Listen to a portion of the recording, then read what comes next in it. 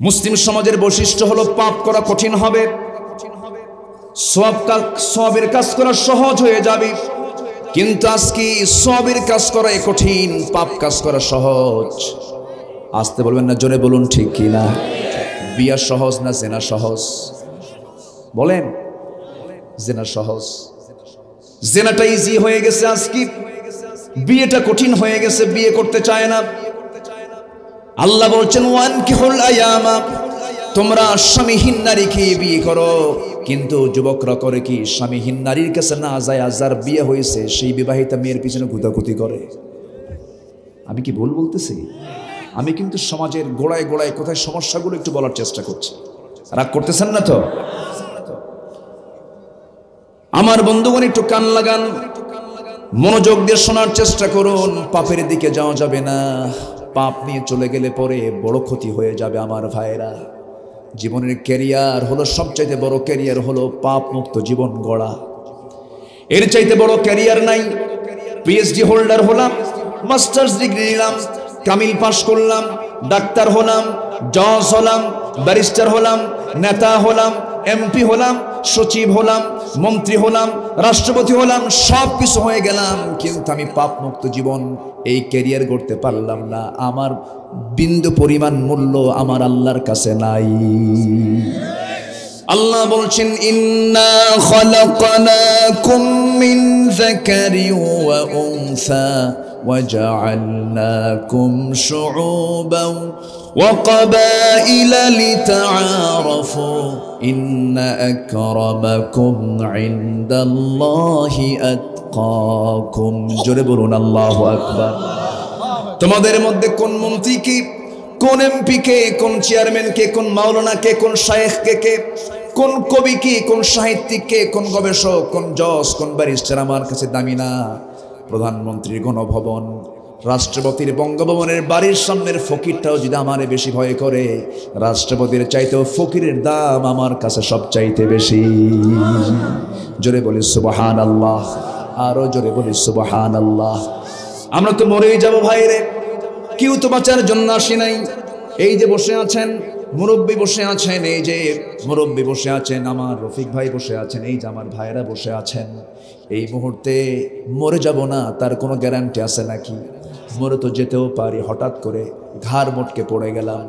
ধরুন ঘাড় মোটকে একজন এখানে পড়ে গেল, কিচ্ছু করতে পারবেন নাকি? হাজার হাজার মানুষ কিছুই করতে পারবেন না। বড় জোর এখান থেকে একজন ফোন দিবেন উপজেলা স্বাস্থ্য কমপ্লেক্সে, অ্যাম্বুলেন্স ডেকে আনবেন, হাজির হয়ে যাবে। অ্যাম্বুলেন্সে আপনাকে উঠায় দেবে মরা লাশ।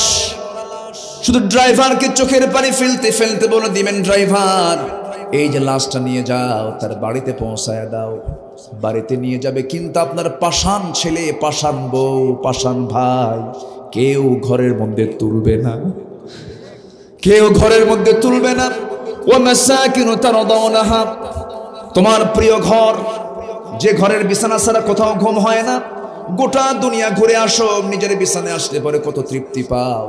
মরে গেছো তুমি, কিন্তু তোমার বাপ, তোমার বউ, তোমার ভাই, তোমার আত্মীয় স্বজন কেউ তোমাকে ঘরের মধ্যে তুলবে না। উঠানেও জায়গা হবে না, বেলকুনিতেও জায়গা হবে না। তোমার জন্য জায়গা হবে কোথায়? কিছুক্ষণ তাও, কিছুক্ষণ দেরিও করবে না। তোমার ছেলেটা বলে ফেলবে, তাড়াতাড়ি জানাজা দিয়ে দাও, লাশ ফুলে উঠতেছে। আস্তে করে একটা চাদর মুড়ি দিয়ে কোনায় সুন্দর করে আমার লাশটা শোয়ায় দেবে, হয়তো আদর করবে কিছুক্ষণ, গোসলটা দিয়ে দেবে। যতটুকুন সেলাইওয়ালা এমব্রয়ডারি ডিজাইনওয়ালা জুব্বা ছিল, পাঞ্জাবি ছিল, কেচি দিয়ে কেটে ফেলবেন, নট এলাও হবে না। সব খুলে নিয়ে সবচেয়ে কম দামি কাফনের কাপড়টা নিয়ে আসবি। কেচি দিয়ে কেটে, সেলাই নাই, পকেট নাই, বোতাম নাই, চটকুরি চকলেটের মতো মাথায় বাঁধন, পায়ে বাঁধন দিয়া সব সেলাই শেষ হয়ে গেছে। লাশটা সামনে হাজির করবে, জানাজা শুরু হয়ে যাবে। চাপা কান্নায় মানুষ ভাঙবে, হারে ভাইরে চলে গেল। কিন্তু এই চাপা কান্নায় পর্যন্তই শেষ। আমাকে টেনে হেঁচড়ে সব নিয়ে চলে যাবে কবরের দিকে। কবরে শোয়ায় দেবে, বাঁশ চাপা দেবে, মাটি চাপা দেবে। 24 ঘন্টা যাবে না। মাথার চুলগুলো শ্যাম্পু ছাড়া গোসল হতো না, চুলগুলো খুলে খুলে পড়বে, খসে খসে পড়বে। 3 দিন যাবে না চামড়াগুলো গলে গলে পড়বে, 7 দিন যাবে না পেটের নাড়ি ভুঁড়ি সব চোখ মুখ কান নাক দিয়ে বের হয়ে যাবে, কিম্ভূত কিমাকার চেহারা হয়ে যাবে। এরপর 3 মাস পর কবর খুঁড়ে দেখা যাবে কয়েকটা হাড় ছাড়া কিচ্ছু নাই। দিন শেষে আমার কেউ নাই, দিন শেষে আমার একমাত্র কেবলমাত্র শুধুমাত্র বন্ধু আমার কে? জোরে বলেন কে? আমরা ভুলের মধ্যে আছি। ইন্নাল ইনসানা লাফি খুসরিন, মানুষ তো ক্ষতির মধ্যে আছে রে ভাই। 4টা কাজে কোনো ক্ষতি হবে না। আমানু, ঈমান আনবো, আমলে সালেহ করব, হকের পক্ষে দাওয়াত দেব, ধৈর্যের পরিচয় দেব, আমরা লাভবান হয়ে যাব। গুনার কাজে আমরা যাব না, পাপের কাজে যাব না, কারণ আজকে দুনিয়াটা পাপের জন্য সবচেয়ে উর্বর জায়গা হয়ে গেছে। পাপ থেকে দূরে থাকবো আমরা। কু আনফুসাকুম ওয়া আহলিকুম নারা, নিজেই বাঁচো, জাহান্নাম থেকে বাঁচার চেষ্টা করো, পরিবারকে জাহান্নাম থেকে বাঁচার চেষ্টা করো। আমি সবাইদেরকে আমি পার্সোনালি একটা ওয়াজ করে যাচ্ছি, একটু মাথায় কান লাগাবেন, এই কথাটা শুনবেন। ভাইরে, এই আখিরের জামানায় সবচেয়ে বড় চ্যালেঞ্জ হলো নিজে বাঁচা, পরিবারকে বাঁচানো। সন্তানগুলো মদ খায়, সন্তানগুলো সৎসঙ্গে শেষ হয়ে যাচ্ছে, বাতিল নেতাদের নেতৃত্ব মানতে গিয়ে চরিত্র হারাচ্ছে, ঠিক কিনা? সব ধ্বংস হয়ে যাচ্ছে আপনার। ডিভাইসগুলো দিয়ে দিয়ে ছোট্ট ছোট্ট বাচ্চারাও শেষ হয়ে গেল, নাটকের মঞ্চের সময় গেল, টেলিভিশনের স্ক্রিনের সময় চলে যাচ্ছে, ধ্বংসের দিকে চলে যাচ্ছে। সূরা লোকমান পরিবারকে দিবেন, সূরা হুজরাত পরিবারকে দিবেন, সূরা নূর পরিবারকে দিবেন। এই সমস্ত সূরাগুলো পরিবারের সূরা। প্রত্যেকটা পরিবারের প্রত্যেকটা গার্জিয়ান সময় দেওয়ার দরকার আছে না নাই? আসতে বলবেন না, আছে না নাই? সময় দিতে হবে, জাহান্নাম থেকে পরিবারকে বাঁচাতে হবে, নিজকে বাঁচাতে হবে। জাহান্নামে যাওয়া যাবে না, পাপ করব না, পাপের ধারে পাশে আমরা যাব না। জোরে বলি ইনশাআল্লাহ, আরো জোরে বলি ইনশাআল্লাহ, আরো জোরে বলি ইনশাআল্লাহ। আমার ভাইয়েরা, দুঃখ লাগে আমার দেশে আজকে নামাজি বেশি না বেনামাজি বেশি? বলেন, নামাজি বেশি না বেনামাজি বেশি? আজকে মুসলিম সমাজ নামাজি 99% হওয়ার কথা ছিল, হয়তো 1% নামাজ পড়তেছে না। তাদেরকে আমরা ইনফর্ম করব, বুঝাবো, চলে আসবে। কিন্তু আজকে যদি মারামারি লাগে নামাজি কারা বেনামাজি কারা, নামাজি লোক পারবে না। 95% নামাজ পড়ে না, কি ঠিক কিনা বলেন? 95% নামাজ পড়ে না, বাকি 5% নামাজ পড়ে। আমার বন্ধুগণ, এটা কি মুসলিম সমাজের চিত্র হতে পারে নাকি? না। আমার বন্ধুগণ, নামাজটা পড়তে হবে সবার আগে। জাহান্নামে যাওয়ার 1 নাম্বার কারণ হবে কি না আদায় করা। আসতে বলুন, কি না আদায় করা? নামাজ না আদায় করা।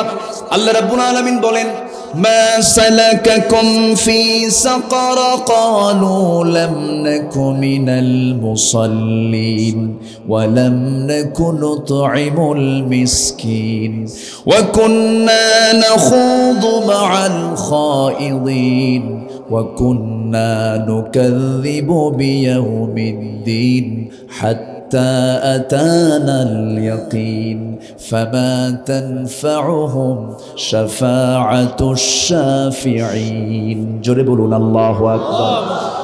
জাহান্নামে যাওয়ার 1 নম্বর কারণ হলো নামাজ না পড়া, নাম্বার 2 হলো বান্দার হক নষ্ট করে ফেলা, নাম্বার 3 হলো সমালোচনা করা, নাম্বার 4 হলো বিচার দিবসকে অস্বীকার করা। এই 4টা কাজ আজকের সমাজে আছে না নাই? আসতে বলবেন না, আছে না নাই? এই সমস্ত কাজে যাওয়া যাবে না, বান্দার হক নষ্ট করা যাবে না। ফিরে আসবো কার দিকে? আসতে কার দিকে ফিরে আসবো? ফিরে আসার আরবি হলো তাওবা। ফিরে আসার আরবি কি বলেন? তাওবা। তাওবা মানে কি নির্দিষ্ট কিন্তু দোয়া নয়। মরার আগে দেখবেন কিছু কিছু লোকজন করে কি, মরার আগে কিছু হুজুর ভাড়া করে নিয়ে যায়, আছে না? ভাড়া করে নিয়ে যায়, বলে হুজুর একটু তওবা পড়ায় দেন। তওবা কি পড়ানোর কোনো কিছু নাকি? তওবা তো পড়ানোর কোনো কিছু নয়। তওবা মানে সিদ্ধান্ত নেওয়া, টু ব্যাক। রং ছিল, রাইট পথে চলে আসলাম, ভুল করেছি, আল্লাহ জীবনে আর ভুল করব না। তওবা কবুল করার শর্ত কয়টা? 5টা। বলেন কয়টা? বলেন 5টা শর্ত। বলবো কষ্ট হচ্ছে না তো কারো? বলি আলহামদুলিল্লাহ।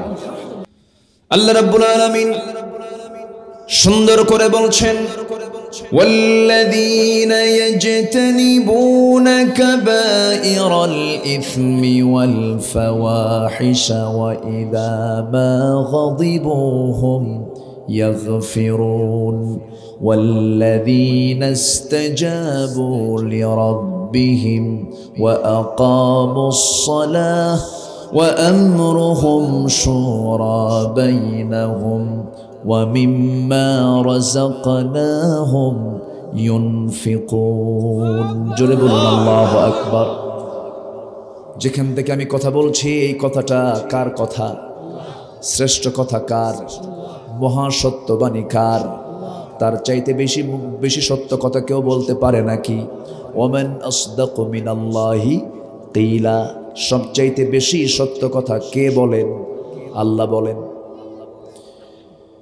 এই কিতাবটা আল্লাহ তাআলা আসমান থেকে নাজিল করে দিয়েছেন। এই কিতাব ছাড়া এই দুনিয়ার আরো কিতাব আছে না নাই? আছে না? আছে, বহু কিতাব, কিন্তু আছে সেই কিতাবের ধরন, সেই কিতাবের উপকারিতা একরকম, এই কিতাবের উপকারিতা ভিন্ন রকম। বৃষ্টি নাজিল হয় আসমান থেকে, আবার মেশিন দিয়ে সেচ দিয়েও পানি তোলা হয়, কিন্তু বৃষ্টির পানিতে মাটির উর্বরতা বেশি হয় না কম হয়? হ্যাঁ বলে বেশি হয়। বৃষ্টি হয় নাই, সায়েন্স বলতেছে বৃষ্টি নাজিল হয় নাই, শুধু মেঘের গর্জন শুরু হয়ে গেছে। বৃষ্টি আসার আগেই এক একটা গর্জনে জমিন লক্ষ লক্ষ মেট্রিক টন ইউরিয়ার কাজ হয়ে যায়। জোরে বলে সুবহানাল্লাহ। দুনিয়ার সেচ পদ্ধতিতে কিছু উপকার হয়, কিন্তু আসমান থেকে নাজিলের পানি যে বেশি উর্বরতা, এটা আমরা সবাই জানি। দুনিয়ার কিতাবের হয়তো কিছু উপকার আমরা পেতে পারি, কিন্তু আসমান থেকে নাজিল হওয়া কিতাবের উপকার আমার আপনার জন্য কম হবে না বেশি হবে? বেশি হয়ে যাবে। এই জন্য সমস্ত সিলেবাস রচনার আগে দেখতে হবে সিলেবাসে কোরআন আছে না নাই, ঠিক কি না? সিলেবাসে কোরআন আছে না নাই এটা আগে দেখতে হবে। কিন্তু সিলেবাস আবার এবার নতুন করে আমরা যোগ দিয়েছি, দেখেছি আমরা কি যেন দেখলাম, মানুষ নাকি আগে বানর ছিল। এটা কোনো কথা? এটা ডারউইনের একটা বিবর্তনবাদ, তার একটা মতবাদ, সে তার একটা থিওরি, সে তার একটা গবেষণা সে উপস্থাপন করেছে। তার কি তফসির দেখেন, এটা সুস্থ লোকের প্রলাপ তো আমার কাছে মনে হয় না। সে বলতেছে মানুষ আগে বানর ছিল, সে বানর গাছের ডালে ডালে চলতে চলতে ডালের সাথে তার লেজের ঘষা খাইয়া খাইয়া সে বানর থেকে মানুষ হইয়া আমরা আজকে মানুষ হইয়াছি। আচ্ছা এটা বলেন তো, এটা কি সুস্থ লোক বলবে না মদ খাওয়া লোক কবে? এটা বলেন তো। সম্মানিত ভাইয়েরা, বানরের বংশধরদের কাছ থেকে আদম সন্তানদের শিক্ষা নেওয়ার কিছু নাই, ঠিক কিনা? আমাদের আব্বা আদম, আমাদের আব্বাকে আদম, মাঝখানে বানর আসলো কেমনে? ঘটনা একটা আছে।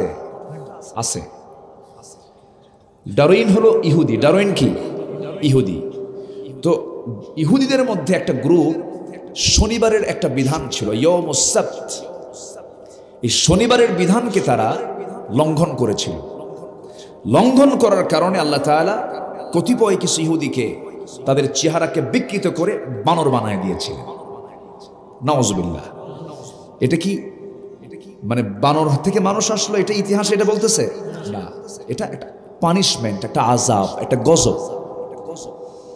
আল্লাহ রাব্বুল আলামিন বলেন ওয়ালাকাদ আলিমতুমুল্লাযীনা আ'তাদাউ মিনকুম ফিস সাবতি ফাকুলনা লাহু কুনু কিরাদাতান খাসিইন। শনিবারের বিধানকে লঙ্ঘন করার কারণে আল্লাহ রাব্বুল আলামিন তাদেরকে ঘৃণিত বিকৃত করে তাদেরকে শুকরে রূপ দিলেন। তার কয়েকদিন পরেই তারা দুনিয়া থেকে বিদায় নিয়েছে।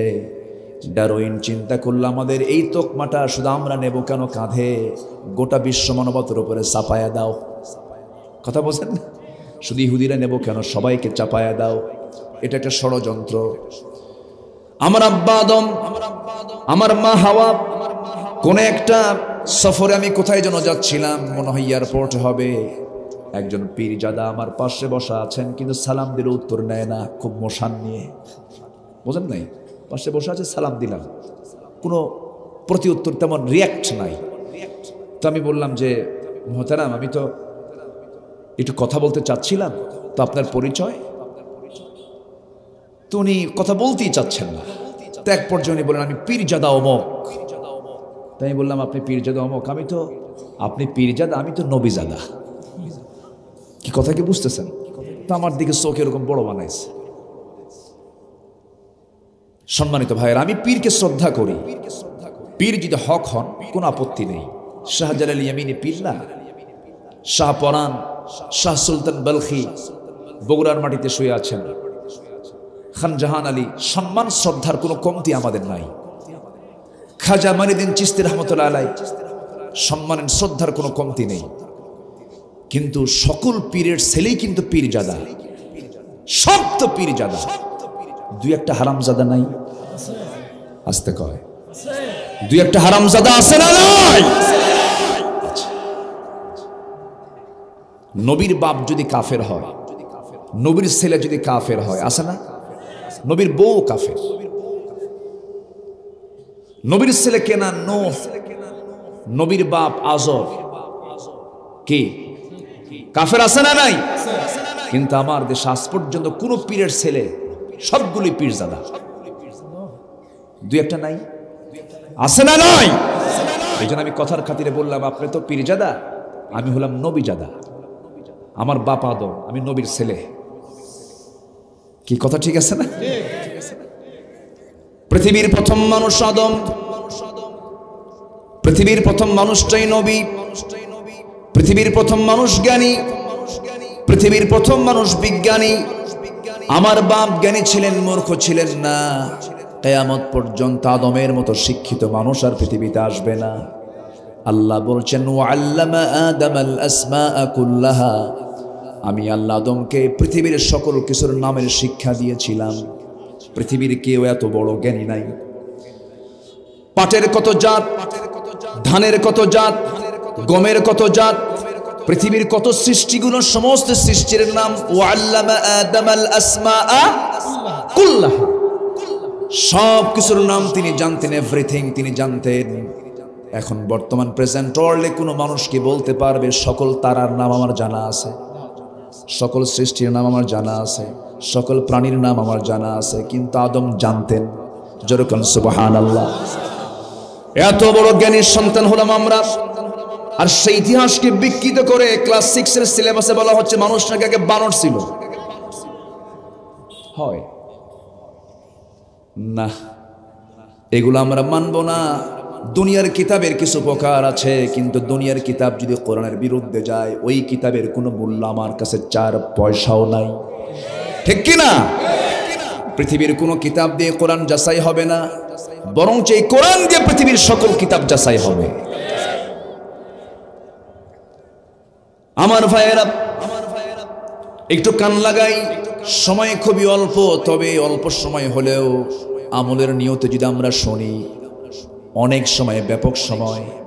আমলের জন্য বেশি ওয়াজ লাগে না, সামান্য ওয়াজ শুনলে আমলের জন্য যথেষ্ট হয়ে যায়। আমার নবীজি শর্ট করে করে কথা বলতেন, সামান্য জুমলার মধ্যে হাজারো কথা তার লুকানো থাকতো। আমার নবীজি যখন কথা বলতেন শর্ট করে বলতেন। এক সাহাবী এসে বলছেন, হুজুর আমি বেশি ওয়াজ শুনবো না, আমাকে একটা ওয়াজ দিয়ে দেন, একটা আমল দিয়ে দেন। রাসূল বললেন, সাহাবী তোমাকে একটা আমল শিখায় দিচ্ছি, জীবনে তুমি মিথ্যা কথা বলবা না, যাও। কে যেন একটা আয়াত তেলাওয়াত করেন আমার আগে, ইত্তাকুল্লাহ ওয়া কুনু মা'আস সাদিকিন, আল্লাহকে ভয় করো, সত্যবাদীদের অন্তর্ভুক্ত হয়ে যাও। ইত্তাকুল্লাহ ওয়া কুলু কাওলান সাদীদা, সত্য কথা বলো, তোমার সমস্ত ভুল আমলগুলো আল্লাহ তাআলা ইউসলিহ লাকুম আ'মালাকুম, সংশোধন করে দিবেন। তাহলে এর চাইতে আর বড় কিছু ওয়াজ আছে? আমার বন্ধুগণ, আল্লাহ তাআলা এই দুনিয়াতে আমাকে আপনাকে পাঠিয়েছেন। পাপের জায়গা দুনিয়া, আবার পাপ থেকে বাঁচার জায়গাও দুনিয়া। ফেরেশতার পাপ করার যোগ্যতা নাই, এজন্য ফেরেশতার চাইতে আমাদের দাম বেশি। বলি আলহামদুলিল্লাহ। ফেরেশতার গুনাহ করার যোগ্যতা আছে নাকি? নাই, এজন্য গুনাহ করবে কেমনে? তার তো গুনাহ হবেই না। কিন্তু আমাদের গুনাহ করার যোগ্যতা থাকার উপর আমরা গুনাহ করি না কার ভয়ে? এই জন্য আমাদের সম্মান মর্যাদা কম না বেশি? বেশি। আল্লাহ বলছেন, বান্দা তুমি 6টা কাজ করো। সূরা শূরা 38, 37, 38, 39 নম্বর আয়াত। আল্লাহ রাব্বুল আলামিন বলছেন, والذين يجتنبون كبائر الإثم والفواحش وإذا ما غضبوا هم يغفرون নাম্বার 1 হলো যারা পাপকে নিয়ন্ত্রণ করবে, পাপ থেকে যারা বাঁচবে। আমাদের বড় টার্গেট হবে আমার তাহাজ্জুদ মিস হলেও কোনো বড় ধরনের ক্ষতি হবে না, আমার যদি কিছু জিকির আজকার বাদ পড়ে যায় বড় ধরনের কোনো ক্ষতি হবে না। কিন্তু বড় বড় গুনাহ যদি আমার জীবনে হয়ে যায় মারাত্মক রেকর্ড হয়ে গেল, রেড সিগন্যাল পেয়ে গেলাম। বড় বুজুর্গি শুধু তাহাজ্জুদ পড়া নয়, সবচেয়ে বড় বুজুর্গি হলো গুনাহ ছেড়ে দেওয়া, গুনাহ মুক্ত জীবন গড়া। একজন বড় বুজুর্গের পরিচয় হবে তার জীবনে গুনাহ থাকবে না, গুনার বিরুদ্ধে অবস্থান করবে। কিন্তু সমাজে কিছু লোক আছেন দেখবেন গুনাহও করে নামাজও পড়ে, আবার প্লাস মাইনাস হিসাব করে, যোগ বিয়োগ দিয়ে তোমার ওজন কিছু ভারী হবে, আমি জান্নাতে যাবই। কি সস্তা হিসাব আছে না নাই বলেন? আচ্ছা না, এটা হলো মুনাফিকদের হিসাব। এটা কাদের হিসাব? মুনাফিকরা এমন হিসাব করে না, না এমন হিসাব করে জান্নাত পাওয়া যাবে না। আল্লাহ রাব্বুল আলামিন বলছেন এই আয়াতের অনুকূলে, ইন তাজতানিবু কাবাইরা মা তুনহাউনা আনহু নুকাফির আনকুম সাইয়্যাতিকুম ওয়া নুদখিলকুম মুদখালান কারীমা। ও বান্দা, তুমি যদি তোমার জীবন থেকে কবিরা গুনাহগুলোকে মাইনাস করে ফেলো, আমি আল্লাহ তোমার জীবনের যত ছোট খাটো খুঁটিনাটি যে ভুলগুলো হয়েছে তোমার, এই সমস্ত গুনার দিকে আমি আল্লাহ নজর না দিয়াই আমি তোমাকে সম্মানজনক জান্নাত দিয়ে দেব। জোরে বলে সুবহানাল্লাহ। ওই লোকের মতো হওয়া যাবে না। কুরবানির গরু কিনতে গেছে, খতিব সাহেবের বক্তব্য শুনেছে, যদি কোনো বান্দা কুরবানি যদি দিতে পারে, কুরবানির পশুর গায়ে যত পশম, প্রত্যেকটা পশমে পশমে একটা নেকি। এই ওয়াজ শুনে সে কুরবানি কিনতে না যায়া গরু চুরি করতে গেছে, গরু চুরি করে আনছে। চুরি করে এনে যখন ফজরের সময় যখন আসতেছে মসজিদের সামনে দিয়া ইমামের সঙ্গে দেখে, ইমাম বলে এত রাতে গরু কেন? হুজুর আপনি তো পেঁচটা লাগায় দিছেন, এমন ওয়াজ করছেন কুরবানি কি না দিয়ে থাকি নাকি? কুরবানি দেব এই জন্য গরু আনতেছে চুরি করে। খতিব বলতেছে আমি তো তোমাকে চুরি করতে বলি নাই, চুরি করে পশু কুরবানি দিলে তো সওয়াব পাবা নাকি? এটা আমিও জানি, আমি জানি কুরবানি দিলে পরে আমি সওয়াব পাবো না পশু যদি চুরিকৃত হয়, কিন্তু চুরি করার গুনাহ আর কুরবানির সওয়াব প্লাস মাইনাস মাঝখান দিয়ে তো তোমার গোশত খাওয়া বোনাস আছে। এরকম টাইপের লোক আছে না নাই? এইরকম সিস্টেম করে জান্নাত পাওয়া যাবে না। আল্লাহকে বলছেন তুই আগে পাপ ছাড়, আগে। আজকের সমাজে মদের বোতল আছে না নাই? সুদের কারবার আছে না নাই? জেনার কারবার আছে না নাই? জুয়া খেলা আছে না নাই? মোনাজাত ধরে, কি ধরে? জুয়া মোনাজাত ধরে না? আমার ভাইয়েরা, এই চারটা অপরাধীর কথা বললাম, মদ, সুদ, জেনা, জুয়া। এই সমস্ত চারটা কাজ মুসলিম সমাজের কাজ না আবু জেহেলের সমাজের কাজ? বলেন কোন সমাজের কাজ? আবু জেহেলের সমাজের কাজ। আর সেই সমাজ, সেই কাজগুলো চলতেছে কোন সমাজে? এটা কি মুসলিম সমাজ বলা যাবে নাকি? কেমনে বলবেন আপনি? মুসলিম সমাজের বৈশিষ্ট্য হলো পাপ করা কঠিন হবে, সওয়াবের কাজ করা সহজ হয়ে যাবে। কিন্তু আজকে সওয়াবের কাজ করা কঠিন, পাপ কাজ করা সহজ। আসতে বলবেন না, জোরে বলুন ঠিক কি না? বিয়া সহজ না জেনা সহজ? বলেন। জেনা সহজ, জেনাটা ইজি হয়ে গেছে আজকে, বিয়েটা কঠিন হয়ে গেছে, বিয়ে করতে চায় না। আল্লাহ বলছেন ওয়ানকিহুল আয়ামা, তোমরা স্বামীহীন নারীকে বিয়ে করো। কিন্তু যুবকরা করে কি? স্বামীহীন নারীর কাছে না যায়, যার বিয়ে হয়েছে সেই বিবাহিতা মেয়ের পিছনে ঘুতাঘুতি করে। আমি কি ভুল বলতেছি? আমি কিন্তু সমাজের গোড়ায় গোড়ায় কোথায় সমস্যাগুলো একটু বলার চেষ্টা করছি, রাগ করতেছেন না তো? আমার বন্ধুগণ একটু কান লাগান, মনোযোগ দিয়ে শোনার চেষ্টা করুন। পাপের দিকে যাওয়া যাবে না, পাপ নিয়ে চলে গেলে পরে বড় ক্ষতি হয়ে যাবে আমার ভাইয়েরা। জীবনের ক্যারিয়ার হলো সবচাইতে বড় ক্যারিয়ার হলো পাপ মুক্ত জীবন গড়া। এর চাইতে বড় ক্যারিয়ার নাই। পিএইচডি হোল্ডার হলাম, মাস্টার্স ডিগ্রি নিলাম, কামিল পাস করলাম, ডাক্তার হলাম, জজ হলাম, ব্যারিস্টার হলাম, নেতা হলাম, এমপি হলাম, সচিব হলাম, মন্ত্রী হলাম, রাষ্ট্রপতি হলাম, সব কিছু হয়ে গেলাম, কিন্তু আমি পাপ মুক্ত জীবন এই ক্যারিয়ার গড়তে পারলাম না। আমার বিন্দু পরিমাণ মূল্য আমার আল্লাহর কাছে নাই। আল্লাহ বলছেন, ইন্না খালাকনাকুম মিন যাকারিন ওয়া উনসা ওয়া জাআলনাকুম শুউবান ওয়া ক্বাবাইলা লিতাআরাফু ইন্না আকরামাকুম ইনদাল্লাহি আতকাকুম। জোরে বলুন আল্লাহু আকবার।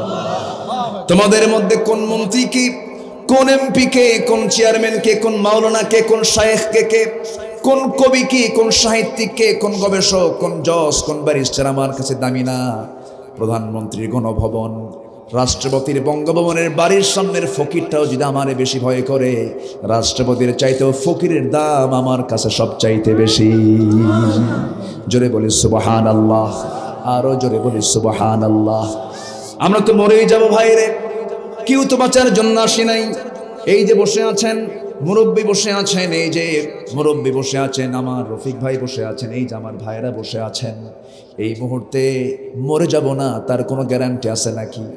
মরে তো যেতেও পারি। হঠাৎ করে ঘাড় মোটকে পড়ে গেলাম, ধরুন ঘাড় মোটকে একজন এখানে পড়ে গেল, কিচ্ছু করতে পারবেন নাকি? হাজার হাজার মানুষ কিছুই করতে পারবেন না। বড় জোর এখান থেকে একজন ফোন দিবেন উপজেলা স্বাস্থ্য কমপ্লেক্সে, অ্যাম্বুলেন্স ডেকে আনবেন, হাজির হয়ে যাবে, অ্যাম্বুলেন্সে আপনাকে উঠায় দেবে মরা লাশ। শুধু ড্রাইভারকে চোখের পানি ফেলতে ফেলতে বলে দিবেন, ড্রাইভার এই যে লাশটা নিয়ে যাও, তার বাড়িতে পৌঁছায় দাও। বাড়িতে নিয়ে যাবে, কিন্তু আপনার পাষাণ ছেলে, পাষাণ বউ, পাষাণ ভাই কেউ ঘরের মধ্যে তুলবে না, কেউ ঘরের মধ্যে তুলবে না। ওয়া মাসাকিনু তারদাউনাহা, তোমার প্রিয় ঘর, যে ঘরের বিছানা ছাড়া কোথাও ঘুম হয় না, গোটা দুনিয়া ঘুরে আসো, নিজের বিছানায় আসলে পরে কত তৃপ্তি পাও। মরে গেছো তুমি, কিন্তু তোমার বাপ, তোমার বউ, তোমার ভাই, তোমার আত্মীয় স্বজন কেউ তোমাকে ঘরের মধ্যে তুলবে না। উঠানেও জায়গা হবে না, বেলকুনিতেও জায়গা হবে না, তোমার জন্য জায়গা হবে কোথায়? কিছুক্ষণ তাও, কিছুক্ষণ দেরিও করবে না। তোমার ছেলেটা বলে ফেলবে, তাড়াতাড়ি জানাজা দিয়ে দাও, লাশ ফুলে উঠতেছে। আস্তে করে একটা চাদর মুড়ি দিয়ে কোনায় সুন্দর করে আমার লাশটা শোয়া দেবে, হয়তো আদর করবে কিছুক্ষণ, গোসলটা দিয়ে দেবে। যতটুকুন সেলাইওয়ালা এমব্রয়ডারি ডিজাইনওয়ালা জুব্বা ছিল, পাঞ্জাবি ছিল, কেচি দিয়ে কেটে ফেলবেন, নট এলাও হবে না। সব খুলে নিয়ে সবচেয়ে কম দামি কাফনের কাপড়টা নিয়ে আসবি, কেচি দিয়ে কেটে, সেলাই নাই, পকেট নাই, বোতাম নাই, চটকুরি চকলেটের মতো মাথায় বাঁধন, পায়ে বাঁধন দিয়া সব সেলাই শেষ হয়ে গেছে। লাশটা সামনে হাজির করবে, জানাজা শুরু হয়ে যাবে। চাপা কান্নায় মানুষ ভাঙবে, হারে ভাইরে চলে গেল। কিন্তু এই চাপা কান্নায় পর্যন্তই শেষ। আমাকে টেনে হেঁচড়ে সব নিয়ে চলে যাবে কবরের দিকে, কবরে শোয়ায় দেবে, বাঁশ চাপা দেবে, মাটি চাপা দেবে। 24 ঘন্টা যাবে না, মাথার চুলগুলো শ্যাম্পু ছাড়া গোসল হতো না, চুলগুলো খুলে খুলে পড়বে, খসে খসে পড়বে। 3 দিন যাবে না, চামড়াগুলো গলে গলে পড়বে। 7 দিন যাবে না, পেটের নাড়ি ভুঁড়ি সব চোখ মুখ কান নাক দিয়ে বের হয়ে যাবে, কিম্ভূত কিমাকার চেহারা হয়ে যাবে। এরপর 3 মাস পর কবর খুঁড়ে দেখা যাবে কয়েকটা হাড় ছাড়া কিচ্ছু নাই। দিন শেষে আমার কেউ নাই, দিন শেষে আমার একমাত্র কেবলমাত্র শুধুমাত্র বন্ধু আমার কে? জোরে বলেন কে? আমরা ভুলের মধ্যে আছি। ইন্নাল ইনসানা লাফি খুসরিন, মানুষ তো ক্ষতির মধ্যে আছে রে ভাই। 4টা কাজে কোনো ক্ষতি হবে না। আমানু, ঈমান আনব, আমলে সালেহ করব, হকের পক্ষে দাওয়াত দেব, ধৈর্যের পরিচয় দেব, আমরা লাভবান হয়ে যাব। গুনার কাজে আমরা যাব না, পাপের কাজে যাব না, কারণ আজকে দুনিয়াটা পাপের জন্য সবচেয়ে উর্বর জায়গা হয়ে গেছে। পাপ থেকে দূরে থাকবো আমরা। কু আনফুসাকুম ওয়া আহলিকুম নারা, নিজে বাঁচো, জাহান্নাম থেকে বাঁচার চেষ্টা করো। পরিবারকে জাহান্নাম থেকে বাঁচার চেষ্টা করো। আমি সবাইদেরকে আমি পার্সোনালি একটা ওয়াজ করে যাচ্ছি, একটু মাথায় কান লাগাবেন, এই কথাটা শুনবেন। ভাইরে, এই আখিরের জামানায় সবচেয়ে বড় চ্যালেঞ্জ হলো নিজে বাঁচা, পরিবারকে বাঁচানো। সন্তানগুলো মদ খায়, সন্তানগুলো সৎসঙ্গে শেষ হয়ে যাচ্ছে, বাতিল নেতাদের নেতৃত্ব মানতে গিয়ে চরিত্র হারাচ্ছে, ঠিক কিনা? সব ধ্বংস হয়ে যাচ্ছে। আপনার ডিভাইসগুলো দিয়ে দিয়ে ছোট্ট ছোট্ট বাচ্চারাও শেষ হয়ে গেল। নাটকের মঞ্চের সময় গেল, টেলিভিশনের স্ক্রিনের সময় চলে যাচ্ছে, ধ্বংসের দিকে চলে যাচ্ছে। সূরা লোকমান পরিবারকে দিবেন, সূরা হুজরাত পরিবারকে দিবেন, সূরা নূর পরিবারকে দিবেন। এই সমস্ত সূরাগুলো পরিবারের সূরা। প্রত্যেকটা পরিবারের প্রত্যেকটা গার্জিয়ান সময় দেওয়ার দরকার আছে না নাই? আসতে বলবেন না, আছে না নাই? সময় দিতে হবে। জাহান্নাম থেকে পরিবারকে বাঁচাতে হবে, নিজকে বাঁচাতে হবে। জাহান্নামে যাওয়া যাবে না, পাপ করব না, পাপের ধারে পাশে আমরা যাব না। জোরে বলি ইনশাআল্লাহ, আরো জোরে বলি ইনশাআল্লাহ, আরো জোরে বলি ইনশাআল্লাহ। আমার ভাইয়েরা, দুঃখ লাগে আমার দেশে আজকে নামাজি বেশি না বেনামাজি বেশি? বলেন, নামাজি বেশি না বেনামাজি বেশি? আজকে মুসলিম সমাজ নামাজি 99% হওয়ার কথা ছিল, হয়তো 1% নামাজ পড়তেছে না। তাদেরকে আমরা ইনফর্ম করব, বুঝাবো, চলে আসবে। কিন্তু আজকে যদি মারামারি লাগে নামাজি কারা বেনামাজি কারা, নামাজি লোক পারবে না। 95% নামাজ পড়ে না, কি ঠিক কিনা বলেন?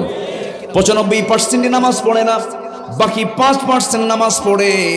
আমার বন্ধুগণ, এটা কি মুসলিম সমাজের চিত্র হতে পারে নাকি? না। আমার বন্ধুগণ, নামাজটা পড়তে হবে সবার আগে। জাহান্নামে যাওয়ার 1 নাম্বার কারণ হবে কি না আদায় করা। আসতে বলুন, কি না আদায় করা? নামাজ না আদায় করা।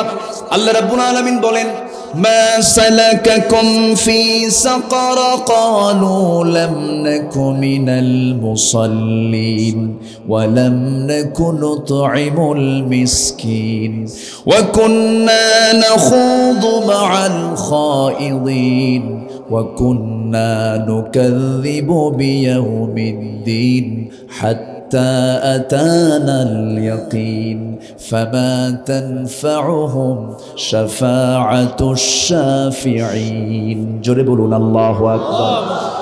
জাহান্নামে যাওয়ার 1 নাম্বার কারণ হলো নামাজ না পড়া। নাম্বার 2 হলো বান্দার হক নষ্ট করে ফেলা। নাম্বার 3 হলো সমালোচনা করা।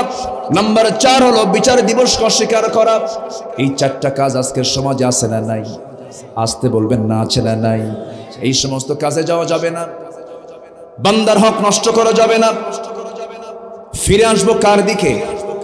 আসতে কার দিকে ফিরে আসবো? ফিরে আসার আরবি হলো তাওবা। ফিরে আসার আরবি কি বলেন?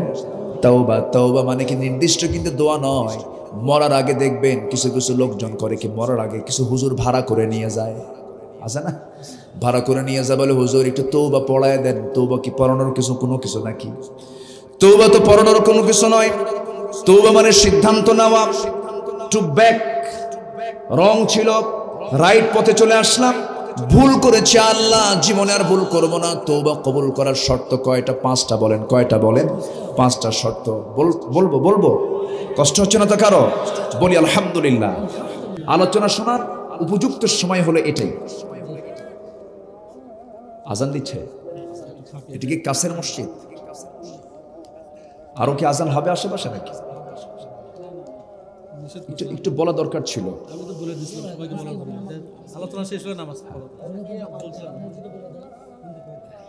আচ্ছা না, আজান দিচ্ছে দিক, সমস্যা শেষ হয়ে যাক। হ্যাঁ হ্যাঁ হ্যাঁ, হোক, সমস্যা নাই। তবে এটা কাছে ছিল তো। যে সম্মানিত ভাইয়ের, একজন মনে হয় জবাব দিলে হয় না? সবার পক্ষ থেকে একজন জবাব দেন, আমি আলোচনা চালিয়ে যাই। কি ঠিক আছে না ইনশাআল্লাহ? জোরে বলি ইনশাআল্লাহ। সম্মানিত ভাইরা, তাহলে তওবা কবুল করার শর্ত কয়টা? আসতে বলবেন, বলেন কয়টা? বলেন 5টা। 5টা শর্ত না পূরণ হওয়া পর্যন্ত বান্দার তওবা কবুল হবে না, তওবা কবুল হবে না। নাম্বার 1 হলো তওবা কবুলের শর্তের 1 নাম্বার শর্ত হলো তওবা কারো কাছে করা যাবে না। তওবা করতে হবে কার কাছে? আসতে বলবেন না, কার কাছে? আল্লাহর কাছে তওবা করতে হবে। ভুল হয়ে গেছে, আল্লাহ তুমি আমাকে মাফ করে দাও। আল্লাহ রাব্বুল আলামিন সুন্দর করে বলছেন, ইয়া আইয়ুহাল্লাযীনা আমানু তুবু ইলাল্লাহি তাওবাতান নাসুহা। হে ঈমানদারেরা, তোমরা তওবা করো। তওবা করার মতো কার কাছে? ইলাল্লাহ, আল্লাহর কাছে তোমরা তওবা করো। তওবাতান নাসুহার মতো তওবা তোমরা করো। যেমন করে তওবা করলে আল্লাহ কবুল করবেন, তেমন করেই তোমরা তওবা করো। নাম্বার 2 হলো নিজেকে অনুশোচনা, নিজের মধ্যে অনুশোচনা আসতে হবে, অনুতপ্ত হতে হবে। ভুল হয়ে গেছে, আল্লাহ চোখের পানি ফেলে ফেলে অনুশোচনা প্রকাশ করে আল্লাহর কাছে মাফ চেয়ে নিতে হবে। নাম্বার 3 হলো যে ভুলটা করেছি সিদ্ধান্ত নিতে হবে, এই ভুল, এই গুনার জীবনে আমি কখনো করতে যাব না। আমার কথা কি বোঝা যায়? যাচ্ছে তো বোঝা? খুব গুরুত্বপূর্ণ কথাগুলো মাথায় রাখতে হবে আমার ভাইয়েরা। নাম্বার 1 তওবা করব কার কাছে? নাম্বার 2 অনুতপ্ত হতে হবে, নিজেকে আসামি মনে করে, অপরাধী মনে করে আল্লাহর কাছে চাইতে হবে। নাম্বার 3 হলো যে ভুলটা করেছি সিদ্ধান্ত নিতে হবে, আল্লাহ এই ভুল আর জীবনে আমি করব না। নাম্বার 4 হলো জীবনে যত বড় গুনাহ হবে সামনে আসবে, কোনো বড় কোনো গুনার দিকে যাব না, কোনো গুনার দিকে যাব না। নাম্বার 5 হলো বান্দার হক যা নষ্ট করেছি সব হক আগে ফেরত দিয়ে দেব। বান্দার হক না ফেরত দেওয়া পর্যন্ত তওবা কবুল হবে না। এই জায়গায় ধরা আছে না নাই? আসতে বলে ধরা আছে না নাই? অনেক অন্যের মাল মেরে খাওয়াকে যোগ্যতা মনে করে, আছে না নাই? অন্যের মাল মেরে খেয়েছে সে নাকি বড় যোগ্যতা। ভূমিদস্যু আছে, ভূমি দখল, জবরদখল, পুকুর দখল, বিল দখল, এটা দখল, এই সমস্ত কাজগুলো যারা করবে হাজারবার তওবা করলেও তওবা কবুল হবে না। আপনি বান্দার হক নষ্ট করেছেন, ভাই বোনের মাল মেরে খায়, আছে না নাই? ভাই বোনের সম্পত্তি মেরে খায়, আছে না নাই? অনেক মা বোন মাহফিল আসছেন, আমি তাদেরকে উদ্দেশ্য করে বলবো, আপনাদেরকেও বলবো, ভাই বোন আল্লাহ তাআলা কি সুন্দর সম্পর্ক দিয়েছেন, কিন্তু বাপ মারা গেছে এক যুগ হলো, এক যুগ পরেও ভাই তার বোনকে সম্পত্তি বুঝায় দেয় না। এমন ভাই তো শাহজাহানপুরে নাই, আছে? বাবনদের ভিতর থেকে এখন মনে মনে খুব খুশি, হুজুর ভাই কিছু বসে আছে, দেন কিছু কিছু বসান দিয়ে দেন। কিন্তু না না, কোনো কষ্ট দেওয়ার জন্য আমি বলছি না, চেঞ্জ হওয়ার জন্য বলছি, সংশোধন হয়ে যায় আমরা। কি দরকার? আল্লাহ আমাকে ভাই বানিয়েছেন, আমার বোনকে বোন বানিয়েছেন, কিন্তু সম্পত্তি ভাগ করার জন্য কোরআনে বক্তব্য আছে না নাই? লিযযাকারি মিসলু হাযযিল উনসাইন, এবং আয়াতের শেষে বলা হলো তিলকা হুদুদুল্লাহ, এগুলো আল্লাহর সীমা, লঙ্ঘন করলে কিন্তু জাহান্নাম।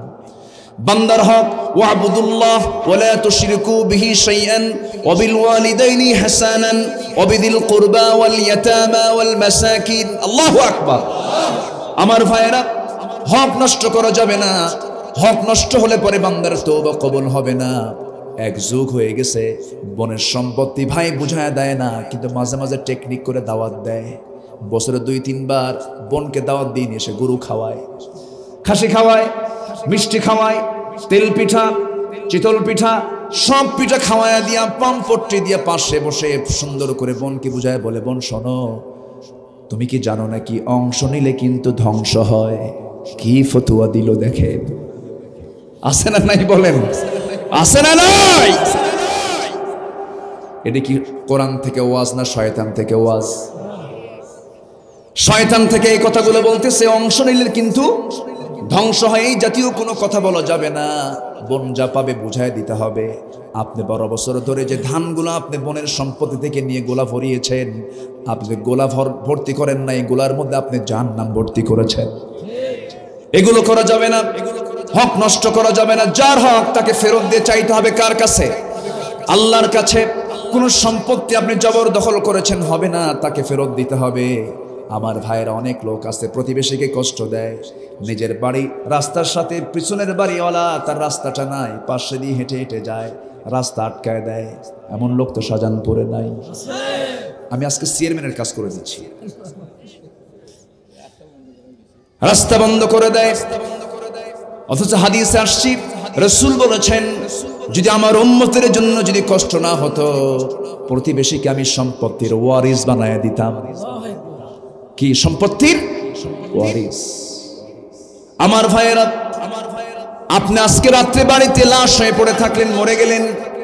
আপনার ভাই চট্টগ্রাম, আপনার বোনের বাড়ি দুবসাসিয়া নওগাঁ, আপনি মারা গেছেন। এই লাশটার ব্যাপারে যত্ন নেওয়ার ক্ষেত্রে সবচেয়ে বেশি এগিয়ে আসবে ওই ভাইগুলো না প্রতিবেশী? কে আগে আসবে? প্রতিবেশী। রাগারাগি করা যাবে না। হিংসা সবচেয়ে মারাত্মক বড় অপরাধ। ক্বালা ইয়াকুম ফিল হাসাদ ফাইনাল হাসাদা ইয়াকুলুল হাসানাত কামা তাকুলুন নারাল হাতাব। হিংসা করো না। হিংসার সমস্ত আমলকে জ্বলে পুড়ে শেষ করে দেয়, যেমন করে আগুন সমস্ত কাঠকে জ্বলে পুড়ে সারখার করে দেয়।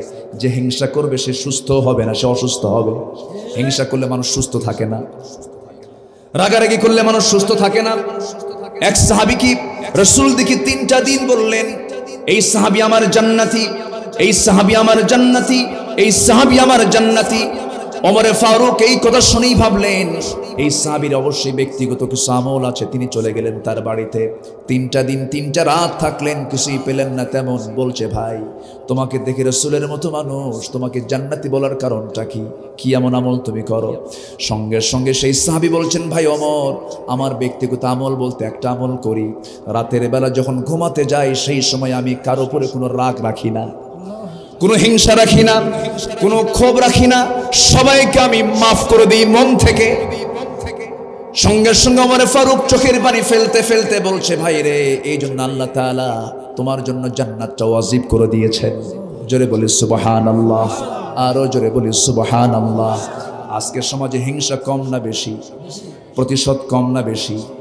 ইট খেলে পাটকেল খাইয়া ফালাম, আছে না নাই? আছে না নাই? না।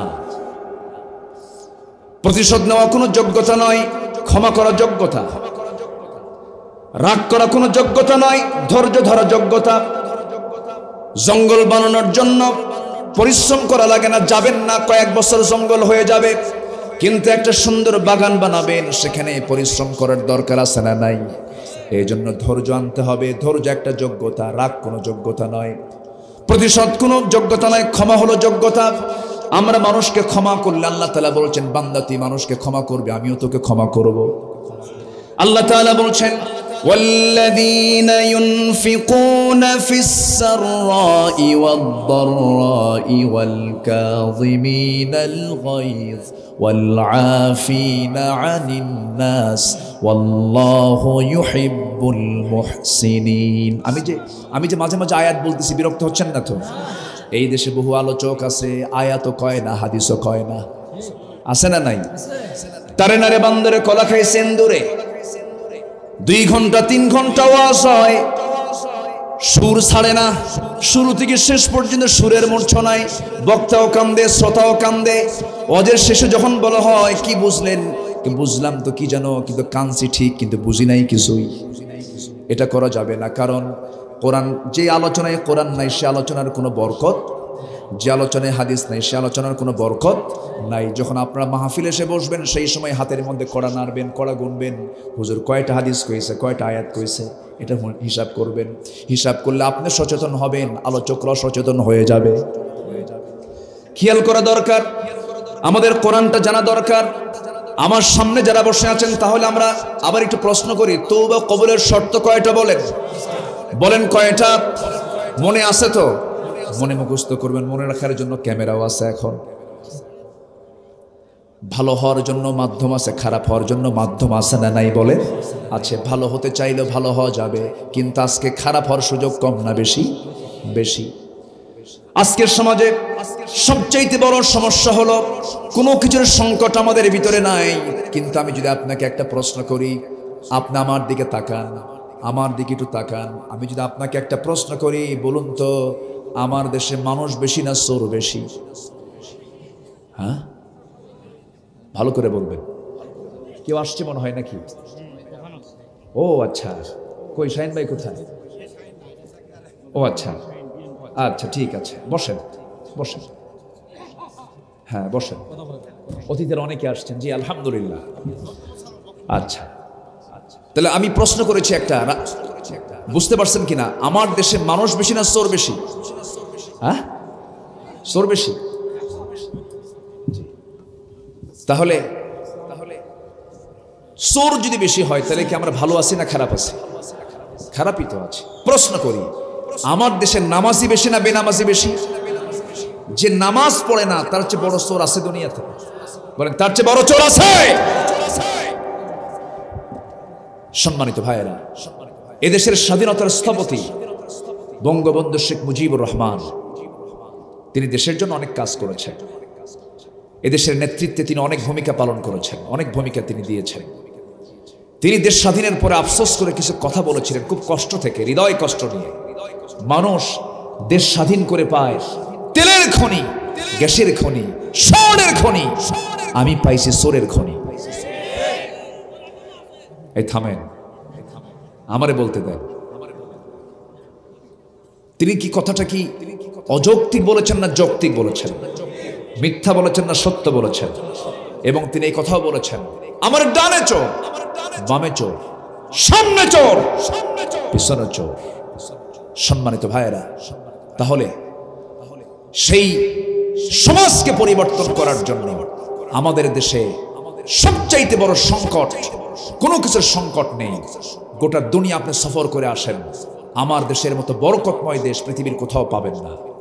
সমুদ্র, পাহাড়, নদী, নালা, খাল, বিল, সমতল, আল্লাহ তাআলা এত সুন্দর করে বানিয়েছেন, এত সুন্দর করে বানিয়েছেন, এমন সুন্দর দেশ পৃথিবীর কোথাও খুঁজে পাবেন না। সব কিছুই ছিল, সবচেয়ে বড় সংকট হচ্ছে আমার দেশে, সবচেয়ে বড় ক্রাইসিস হলো সৎ যোগ্য নেতৃত্বের সংকট। ঠিক কি না? আমার দেশে নেতা বেশি না কর্মী বেশি? বলেন বলেন, নেতা বেশি না কর্মী বেশি? কেউ কর্মী হতে চায় না, কেউ সামনে থাকতে চায় না, সবাই মঞ্চে আসে, মঞ্চ ভেঙে যায়। কি ঠিক কি না? কিন্তু মসজিদের মিম্বার কখনো ভেঙেছে? মিম্বারে বসে কয়জন? আসতে বলেন, কয়জন বসে? নেতৃত্ব মসজিদ থেকে আসতে হবে, নেতৃত্ব নামাজ থেকে আসতে হবে। বেনামাজিরা তাদের মুখে আমরা থুতু মারি, থুতু মারি, থুতু মারি। যারা আল্লাহর হক নষ্ট করে তারা বান্দার হক নষ্ট করবে। কষ্ট পাচ্ছেন? সম্মানিত ভাইয়েরা, সম্মানিত বন্ধুগণ, আল্লাহ তাআলা বলছেন তুমি 6টা কাজ করো, ফাজরুহু আলাল্লাহ, আমার কাছে বিশাল পুরস্কার আছে, আমি তোমাকে দিয়ে দেব। একটা ন্যূনতম জান্নাত যদি আল্লাহ দেন, সে জান্নাত হবে 10টা পৃথিবীর মতো একটা জান্নাত। জোরে বলে সুবহানাল্লাহ। মানে ছোটখাটো হয়ে গেছে নাকি জান্নাত? কয়টা পৃথিবী? 50 কোটি 10 লক্ষ বর্গ মাইলের 228টি দেশ মিলে এই দুনিয়া। এই দুনিয়ার মতো আরো 9টা, 10টা দুনিয়া হবে একজন বান্দার জন্য জান্নাত। জোরে বলে সুবহানাল্লাহ। দুনিয়ার এই সামান্য ক্ষণিক জীবনের জন্য কত কি মনে রাখি আমরা। ব্যাংকের অ্যাকাউন্ট নাম্বার মনে রাখি, মোবাইলের পাসওয়ার্ড মনে রাখি, কত লক মনে রাখি, কত নাম্বার মনে রাখি। মুরব্বীর বয়স 60 বছর, যদি বলি চাচা কোরআনটা পড়তে পারেন, বাবা মুখই আসে না, বাবা পড়তেই পারি না বাবা। কে চাচা আপনার যে শাহজাহানপুর পৌরসভার সামনে যে 10 কাটা জায়গা ছিল, দাগ নাম্বার কত? কি 93? ওটা মনে আছে, আছে না নাই? মনে আছে। আবার শুক্রবারে কি বলে, রবিবার আর মঙ্গলবার কোর্ট ছাড়েন না তিনি, কোর্টের বারান্দায় ফাইল নিয়ে ঘুরতেছে। চাচা এখানে কেন? কে বাবা 10 বিঘা জমির মামলা চলতেছে, উকিল বোঝে না, মাঝে মাঝে একটু বোঝায় দিয়া যায়। তাহলে উকিলকেও জ্ঞান দিতে পারেন, দাগ নাম্বারও জানেন। 60-70 বছরের জিন্দেগির জন্য যদি দাগ নাম্বার, সিএস, আরএস, খতিয়ান, মাঠ পড়ছে সব যদি মুখস্থ থাকে, 10টা পৃথিবীর মতো একটা জান্নাত নেবেন আল্লাহ তাআলা। তার কি দাগ নাম্বার জানার দরকার আছে না? একটু কি পরিশ্রম করার দরকার আছে না নাই? জান্নাতেরও দাগ নাম্বার আছে। জান্নাতের 1 নাম্বার ক্লাস হলো জান্নাতুল ফেরদাউস। এই জান্নাত যদি কেউ পেতে চাও, আল্লাহ বলছেন ও বান্দা, সূরা কাহফের শেষে দেখো দাগ নাম্বার আছে। সূরা মুমিনুনের সামনের দিকে দেখো দাগ নাম্বার দিয়েছি, আমি কাকে জান্নাতুল ফেরদাউসটা দেব। ইন্নাল্লাযীনা আমানু ওয়া আমিলুস সালিহাত কানাত লাহুম জান্নাতুল ফিরদাউসি নুজুলা খালিদিনা ফিহা লা ইয়াবগুনা আনহা হিওয়ালা। ঈমান যারা আনবে, আমলে সালেহ যারা করবে, তাদের জন্য 1 নম্বর জান্নাত। 1 নম্বর জান্নাতে সবাইকে যেতে চান নাকি? 1 নম্বর জান্নাত আল্লাহর আরশের সাথে লাগানো। জোরে বলি সুবহানাল্লাহ। আল্লাহর আরশটা কি 2-3 মাইল দূরে নাকি? আরশে আজিমটা হলো 7 আসমান। পেরিয়ে আরশে আজিম যেখানে বসে আছি আমরা, এখান থেকে সূর্যটা কত দূরে থাকলে পরে এত ছোট দেখা যায়। এই সূর্যটা এত বড়, এরকম পৃথিবী 13 লক্ষ যোগ দিলে পরে একটা সূর্যের সমান হয়। জোরে বলেন সুবহানাল্লাহ। আবার তারকার দিকে আপনি তাকান, মিটি মিটি করে জোনাকির মতো জ্বলা তারকা। ওই তারকা যদি আমরা জোনাকির মতো দেখতে পাই, কিন্তু ওই সূর্যের চাইতে বেটেল জুইস একটা তারকা আছে 33 কোটি গুণ বড়। সুপারনোভা, আড্রা, প্রক্সিমা সেন্ট্রাই, চাঁদের দেশে মানুষ গেল, মঙ্গল গ্রহে মানুষ গেল। মানুষ যদি চিন্তা করে আমরা তারকার দেশে চলে যাব, পৃথিবীর সবচেয়ে নিকটবর্তী তারকা হলো প্রক্সিমা সেন্ট্রাই। প্রক্সিমা সেন্ট্রাই যদি কেউ যেতে চায়, দুনিয়ার কোনো সাধারণ কোনো যানবাহনে চললে হবে না, নভোযানে চড়তে হবে। পৃথিবীর দ্রুতগামী নভোযান প্রেজেন্ট ওয়ার্ল্ডে অ্যাপোলো 11, যার গতি হলো ঘন্টায় 39,000 কিলোমিটার। 39,000 কিলোমিটার বেগে ওই গতিতে চড়ে যদি কেউ রওনা দিয়ে দেয়, ওই প্রক্সিমা সেন্ট্রাই নামক সেই তারকারা দেশে যেতে সময় লেগে যাবে 1,15,000 বছর মাত্র। যাবেন কারা কারা? হাত তুলেন। কেমনে যাবা? যাওয়ার তো কোনো সুযোগ নাই। কেমনে যাবা তুমি? 1,15,000 বছর সময় লেগে যাবে। বাঁচবো কয়দিন? মাত্র সামান্য তারকার দেশ, এ তো মহাশূন্য। আল্লাহ তাআলা প্রত্যেকটা গ্যালাক্সির ভিতরে, প্রত্যেকটা গ্যালাক্সির মধ্যে আল্লাহ রাব্বুল আলামিন 50 বিলিয়ন করে তারকা রেখে দিয়েছেন। 1 বিলিয়ন সমান হলো 100 কোটি। একটা গ্যালাক্সির মধ্যেই আছে। কে রেখে দিয়েছেন বলেন? আল্লাহ রেখে দিয়েছেন। এরপরে আসমান, এরপরে আকাশ, এরপরে মহাশূন্য, এরপরে আকাশ। 7টা আসমান পেরিয়ে আরশে আজিম কত দূর। আল্লাহ বলছেন, বান্দা আমি আমার রাসূলকে যেমন মেরাজের মধ্য দিয়ে স্পেশাল ফ্লাইটে করে আমার আরশে আজিমের মেহমান বানিয়ে নিয়েছি, তুই সুন্দর করে নামাজ পড়বি, বান্দার হক নষ্ট করবি না, তওবা করে আমার কাছে আসবি, গুনাহমুক্ত হয়ে আসবি। আমি তোকে স্পেশাল ফ্লাইটে করে আমি আমার পাশেই তোকে আমি আরশে আজিমের পাশেই জান্নাতের মেহমান বানাইয়ে নেব। জোরে বলি সুবহানাল্লাহ। সেই জায়গার একটা জায়গা নেব আমরা, জান্নাত নেব। এত সস্তা। এই সপ্তাহে একদিন নামাজ পড়লাম, সুদের কারবারও করলাম, ভাবতেছি আল্লাহ তুমি জান্নাত না দিয়ে আমার যাবা কই? কোনো ঠেকা পড়ে নাই। এরকম চিন্তা করে জান্নাত পাওয়া যাবে নাকি? ওই রকম চিন্তা করে জান্নাত পাওয়া যাবে না। জান্নাত পেয়েছেন আসিয়া। এত সহজে জান্নাত তারা জোটে নাই। আসিয়ার নাম সবাই শুনেছেন। কার বউ? বলেন কার বউ? ফেরাউনের বউ হওয়ার পরও তার সম্মান কিন্তু দুনিয়াতে কম ছিল না। একটা রাষ্ট্রের রাষ্ট্রপতি, সেই রাষ্ট্রপতির বউ মিসেস রাষ্ট্রপতি, কি পাওয়ার! ফার্স্ট লেডি ছিলেন আসিয়া আলাইহিস সালাতু ওয়াস সালাম। ফার্স্ট লেডি, ফেরাউনের স্ত্রী, 2 নম্বর নাগরিক ওই রাষ্ট্রের। এত বড় সম্মান পদবি পাওয়ার পরেও তিনি যখন হকটা বুঝলেন, আল্লাহকে যখন বন্ধু বানায় নিলেন, সঙ্গে সঙ্গে ইসলামটা কবুল করে নিলেন, দিনটা গ্রহণ করে নিলেন। ফেরাউন এসে আস্তে করে বলছে, আসিয়া কি যেন শুনলাম তুমি নাকি দিন গ্রহণ করে নিয়েছ?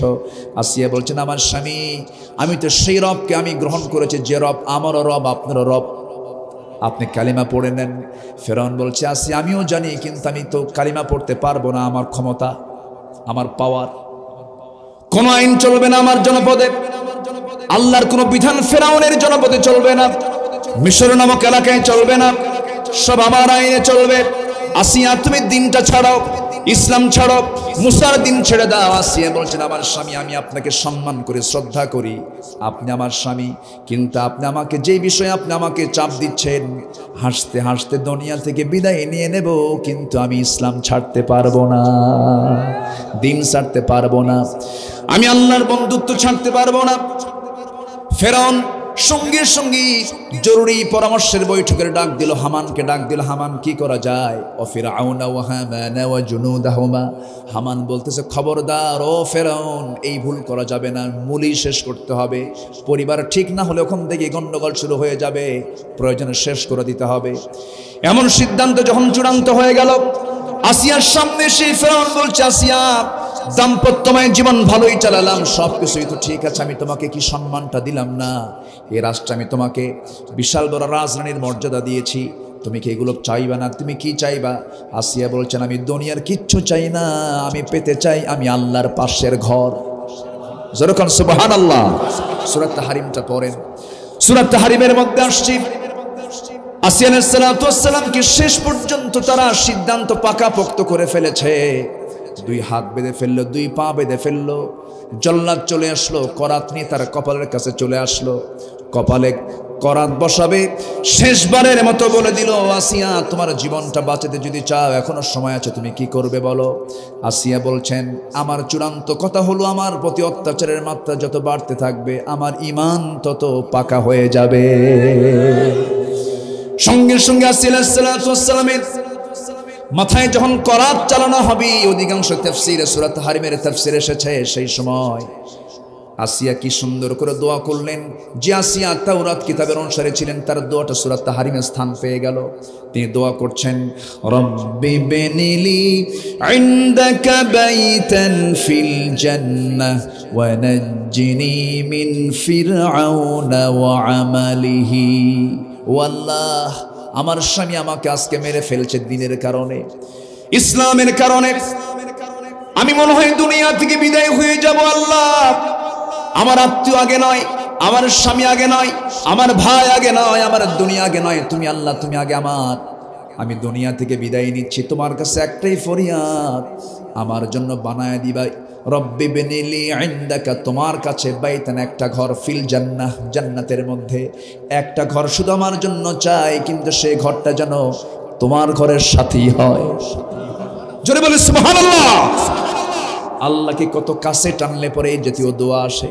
আল্লাহ বলছেন, ও দুনিয়ার মানুষ, কিয়ামত পর্যন্ত আসিয়ার দোয়া আমি কোরআনে ঢুকায় দিলাম, আমি কোরআনে ঢুকায় দিলাম। আমরা তো ধাঁধার মধ্যে পড়ে আছি, আমরা আসল বন্ধু তালাশ করি না। আল্লাহ বলছেন, বান্দারে তুই আমার দিকে হেঁটে হেঁটে আসিস, আমি তোর দিকে দৌড়ে দৌড়ে যাই। ও বান্দা, তুই কি জানিস সে আর শাহিম থেকে আমি প্রত্যেক রাত্রে আকাশে আসি তোকে মাফ করার জন্য। জোরে বল সুবহানাল্লাহ।